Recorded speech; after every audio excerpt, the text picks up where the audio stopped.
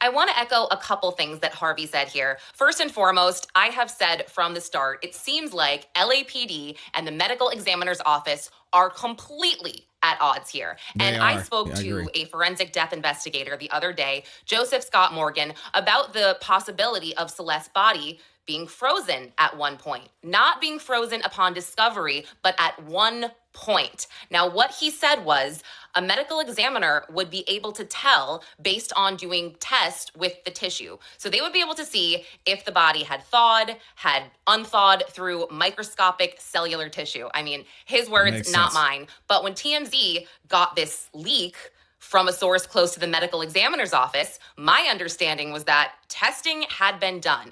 It had been done to the point that the LAPD deemed this a homicide or a murder investigation, although they haven't come right out and said this. This was reported by the LA Times based on the petition they obtained by the LAPD blocking the medical examiner from releasing the death records. They saw this information that they are treating this like a homicide. So again, in my opinion, that came from the medical examiner's findings that they don't want out there. They do not want people like us speculating what possibly could have happened to Celeste and who was involved, because they don't want to, I guess, hinder their investigation. Although, I mean, at this point, there's tons of speculation, but I do believe that the theory of her body being frozen at one point is correct based on that.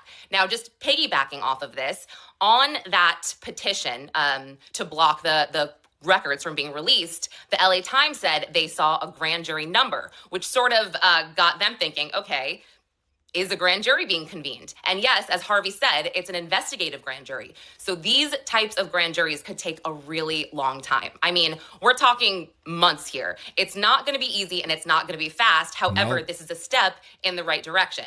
The investigative grand juries are used for complex cases where police believe that a crime has been committed, but they don't necessarily have all of the details. They don't have all of the witnesses. They don't have all of the evidence. And with the investigative grand jury, they're going to be able to recommend proper subpoenas. So I'll give you an example. Let's say there is video surveillance, and this is hypothetical, video surveillance of somebody moving that Tesla at the end of July. Now, let's say there are rumors, and I don't know if the rumors are true or not, but that this person who moved the Tesla is not in the country. Well, police don't have the ability to say, hey, get back to the US. We want to talk to you. Go get them. They can't do that unless a subpoena comes from a grand jury.